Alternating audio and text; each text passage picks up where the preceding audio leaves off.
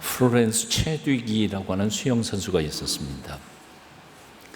36살 되던 해가 1952년이었는데 7월 4일이 생일이었습니다. 그래서 자기 생일 기념으로 LA에 가까이 있는 카타리나라고 하는 섬에서 해변까지, 캘리포니아 해변까지 수영을 해서 가겠다고 선언을 했습니다. 많은 기자들이 몰려갔고 취재진이 그 성공을 빌었습니다.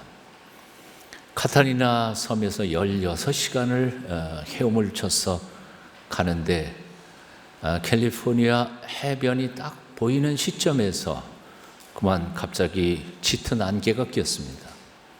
안개 속에서 30-40분을 더 수영을 하다가 마침내는 지쳐서 포기해버리고 맙니다. 구명선이 와서 그를 태우고 해안에 도착해 보니까 거기 구명선에서 탄 때부터 해안까지 거리는 500m밖에 되지 않았습니다. 기자들이 그에게 이렇게 물었습니다. 실패한 원인이 뭐냐?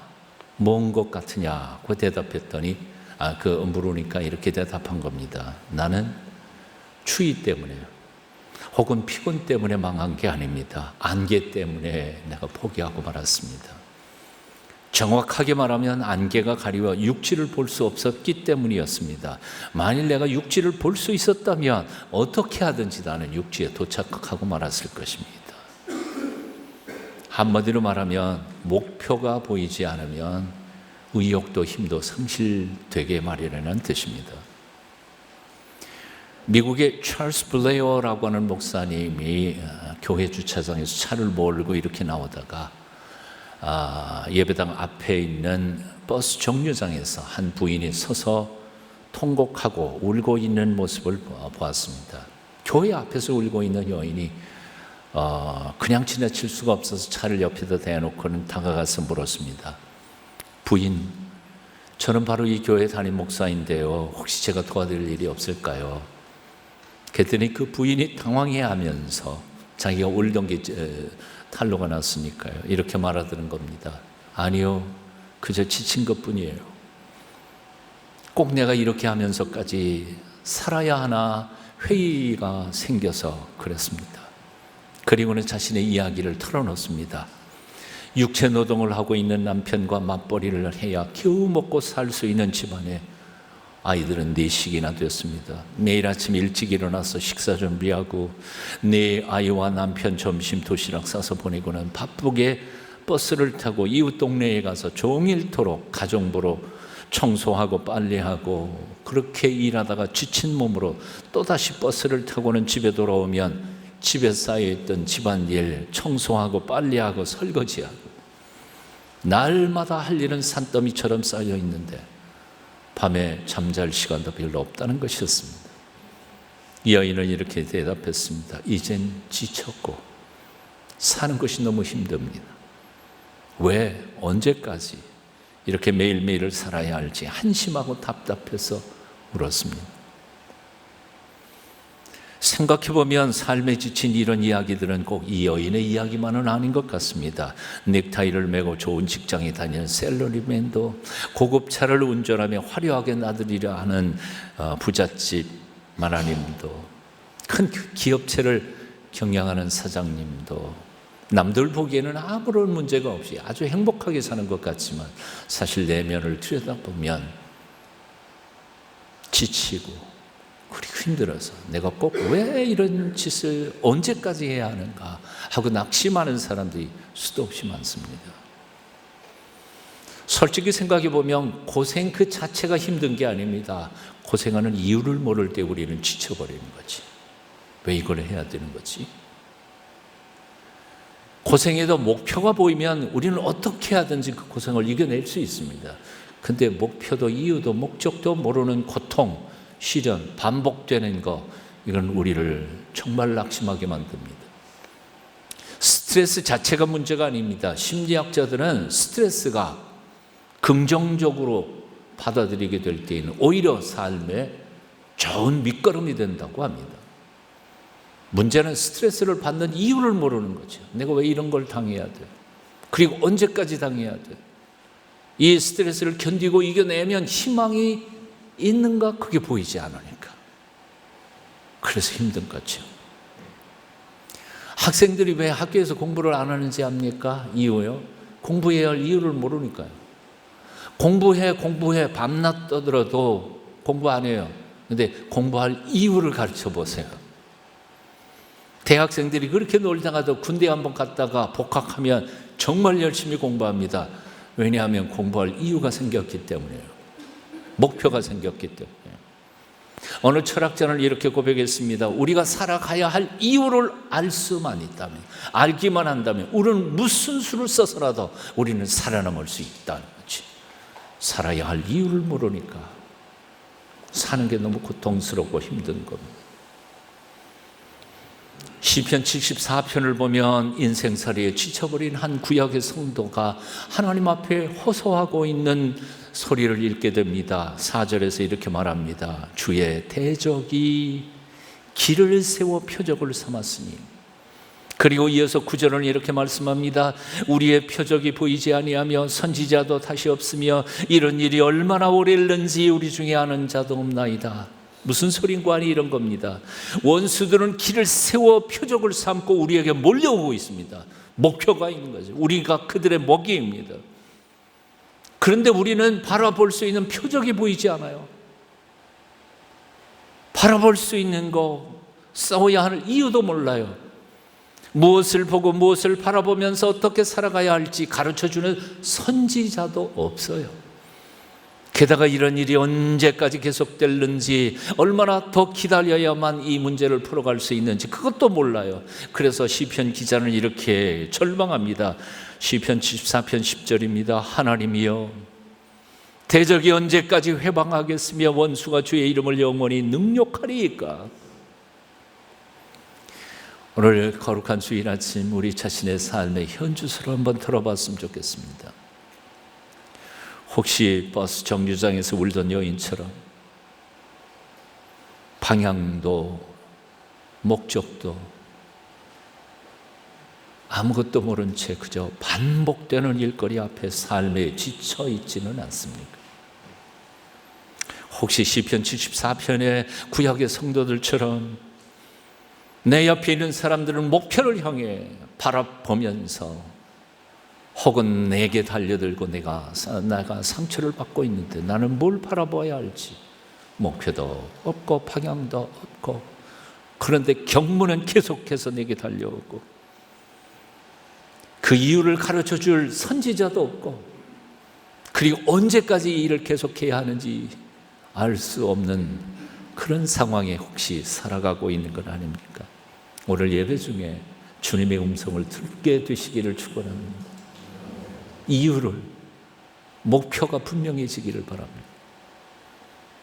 오늘 26절에서 사도 바울은 이렇게 말하고 있습니다. 그러므로 내가 다름질하기를 향방 없는 것 같지 아니하고, 개역성경에서는 방향 없는 것 같지 아니하고 싸우기를 허공을 치는 것 같지 아니하며 라고 표현했습니다.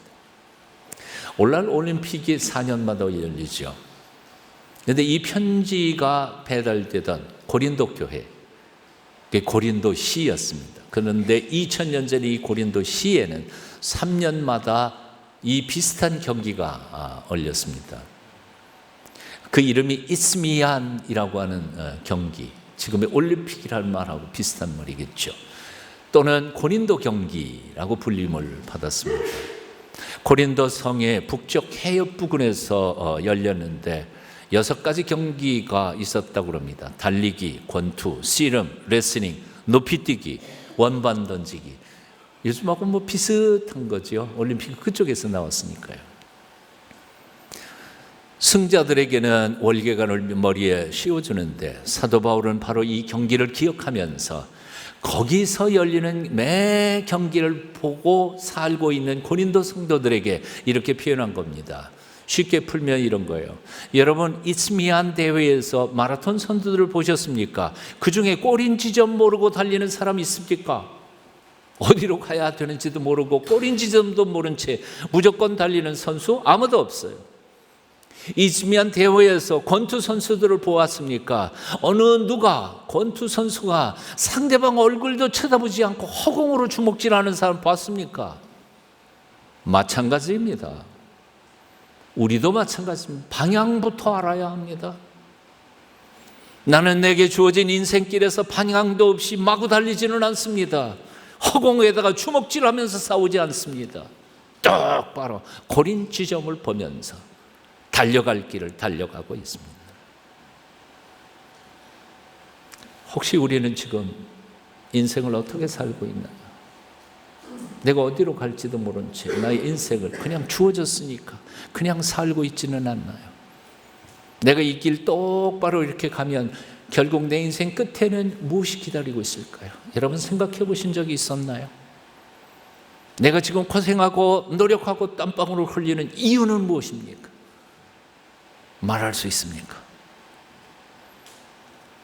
마라톤 선수처럼 분명한 고린 지점을 찾으십시오. 그리고 바라보십시오. 권투 선수처럼 정확한 타겟을 똑바로 바라보십시오. 사도 바울은 이렇게 말합니다. 나는 방향 없이 달리지 않았습니다.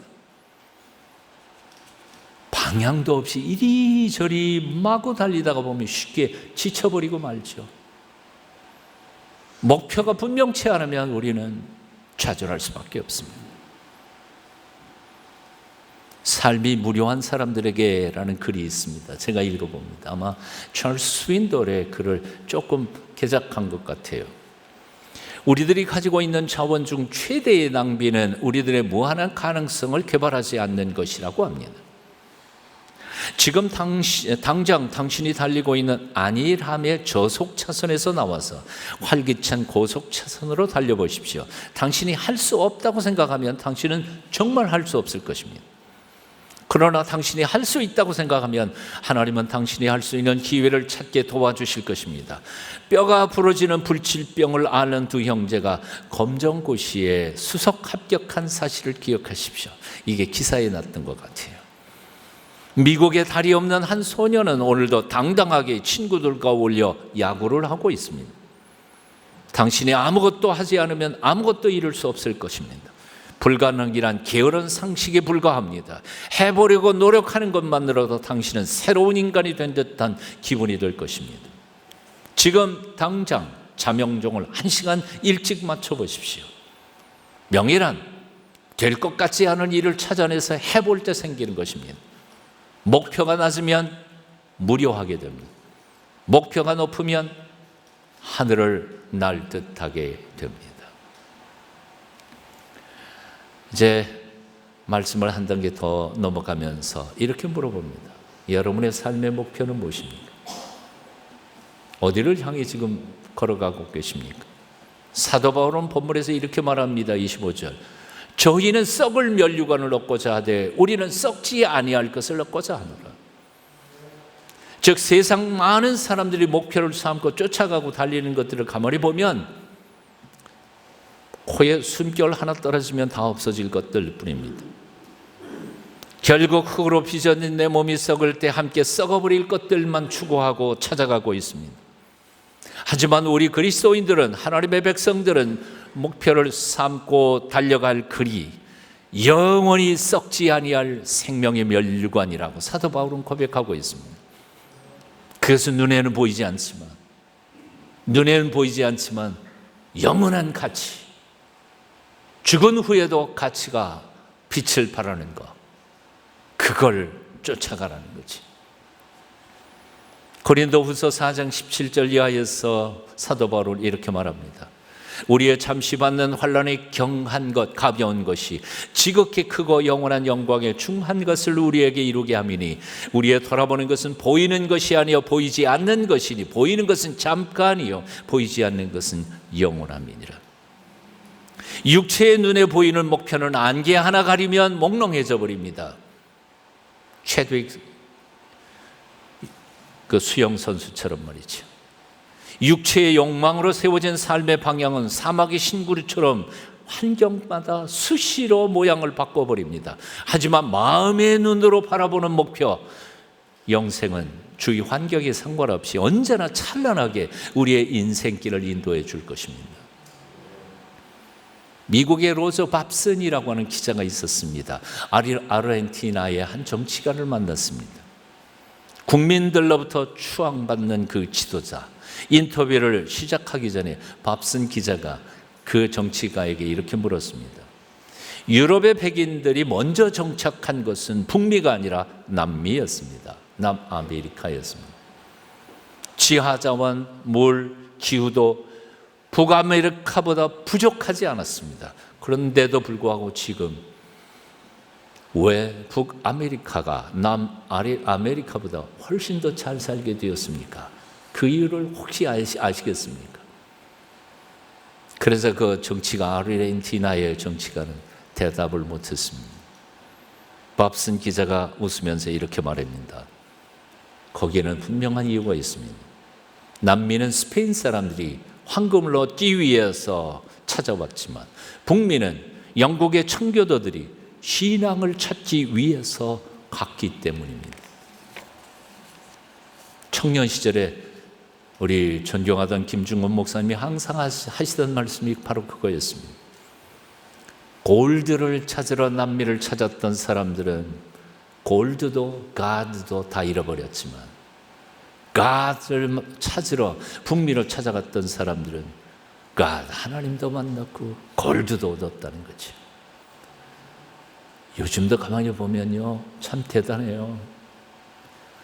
뭐 그 희귀 광물 뭐 어떤 거 가스 오일 요즘에 희귀 광물이 또 미국에서 발견이 돼가지고 아마 세계 최고의 매장량을 가졌다고 며칠 전에 뉴스 보도 나온 걸 봤습니다. 아무리 생각해봐도요 미국 땅 정말 복받은 땅이에요. 없는 게 없어요. 기름을 수입하는데 이유는 다 수입해서 쓴 다음에 밖에서 떨어진 거 이제 그 다음에 자기네 거 쓰려고. 참 이기적인 사람들인 것 같아요. 와, 복받은 땅이에요. 흔히들 인생을 공수래 공수거라고 빈손 들고 왔다가 빈손 들고 간다고 말합니다. 하지만 곰곰이 생각해 보면 우리 인생은 올 때는 빈손으로 오지만 갈 때는 빈손으로 가는 것 같지는 않습니다. 뭔가 흔적을 남기고 가게 돼 있습니다. 냄새나고 추한 흔적이든지 아니면 성실하고 아름다운 흔적이든지 어쨌든 우리는 뭔가를 남기고 가게 되어 있습니다. 위대한 시성 타고로는 이렇게 말했습니다. 죽음의 신이 당신의 문을 두드릴 때 당신의 생명의 광주리 안에 무엇을 담아서 그 앞에 놓을 것인가. 우리가 마지막 죽음의 순간에 하나님 앞에 나는 뭘 내놓고 떠날까요? 너무 여러분들 얼굴 보니까 심각해져서 조금은 가벼운 글을 하나 읽어드리겠습니다. 제목이 내 인생 어디 갔노 하는 겁니다. 어린 시골 소년이 대학을 빨리 나와서 예쁜 아가씨와 결혼한 다음 돈을 모아 아파트를 사고 또 모아서 고급차를 사고 아들 딸 낳아 잘 기르고 남부럽지 않게 살아야겠다 목표를 세웠습니다. 참 재미있는 목표죠. 우리 뭐 다 똑같은 목표일 것 같아요. 그는 이 꿈대로 고학 끝에 서울의 명문대학을 나와 사귀던 아가씨와 결혼하여 가정을 꾸려왔다. 노력하고 절약하고 저축해서 고급 아파트를 구입했고 계속 아끼고 모아 고급차를 샀다. 그동안 아들, 딸 둘만 낳아 소질대로 과외 수업을 시켜 인류대학을 거쳐 요직에 앉혔다. 자부와 사위도 맞아들였고 귀여운 손자 손녀들도 안게 되었다. 그는 만족했다. 그런데 어느 날 거울에 비친 자기 꼴을 봤다. 이마에 깊이 파인 주름살과 광대뼈가 나와 흡사 원숭이 같았고 콧등에 얹힌 돋보기 안경에 지붕이 훤했고 머리가 좀 빠진가 봐요. 양쪽에 붙은 머리카락은 흰 개털 같았다. 그제서 그는 중얼거렸다. 그런데 내 인생은 어디 갔노? 웃자고 한 건데 안 웃으시지. 그런데 내 인생도 어디가 뿌렸나. 앞으로 어떻게 사실래요? 지난 세월 동안 뭐 정신없이 그냥 살아왔다 할지라도 앞으로 남은 삶은 어떻게 사실래요? 앞으로도 그렇게 살 수는 없지 않아요. 내가 떠난 다음 나를 지켜봤던 우리 자식놈들이, 그리고 우리의 후배들이 나의 죽음에 대하여, 삶에 대하여 뭐라고 말할까? 그분은 과연 신앙대로 정말 사람들에게 모범적으로 사셨습니다. 믿음을 따라 살다가 믿음으로 죽으셨습니다. 그분은 우리에게 신앙의 아름다운 모습을 남겨주셨습니다. 그야말로 히브리서 11장의 신앙의 위대한 인물들의 한 사람으로 기억되면서 떠날 수 있을까? 사실 사도 바울도 맨 처음에는 방향 없이 달리던 사람이었습니다. 율법을 위해 사람들 목숨까지도 취할 수 있었던 사람, 예루살렘 성전의 종교 제도를 위해서 살았던 사람, 인간관계에 얽혀서 이리저리 방황하면서 살던 사람이었습니다.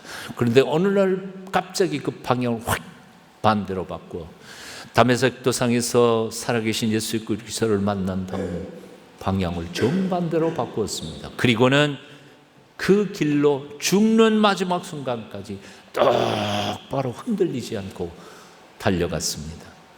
빌립보서 3장 13절에서 바울은 고백합니다. 형제들아, 나는 아직 내가 잡은 줄로 여기지 아니하고 오직 한 일, 즉 뒤에 있는 것은 잊어버리고 앞에 있는 것을 찾으려고 폿대를 향하여 그리스도 예수 안에서 하나님이 위에서 부르신 부름의 상을 위하여 쫓아가노라.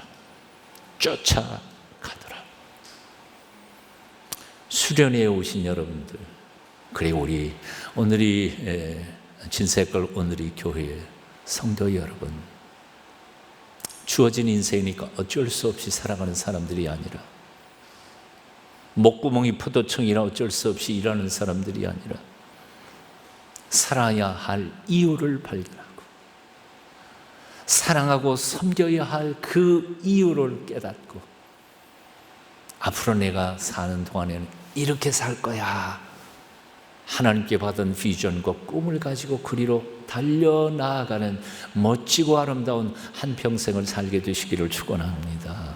기도하겠습니다. 수고하고 무거운 짐진 자들아 다 내게로 오라 부르시는 주 예수님, 주님 앞에 부복하오니 우리의 앞길을 인도하여 주시옵소서. 분명한 삶의 목표와 살아야 할 이유와 미래에 대한 멋진 비전과 꿈을 바라보며 어떤 역경과 고난 속에서도 담대하게 싸우며 전진하는 저희가 되게 해 주시옵소서. 예수님 이름으로 기도하옵나이다. 아멘.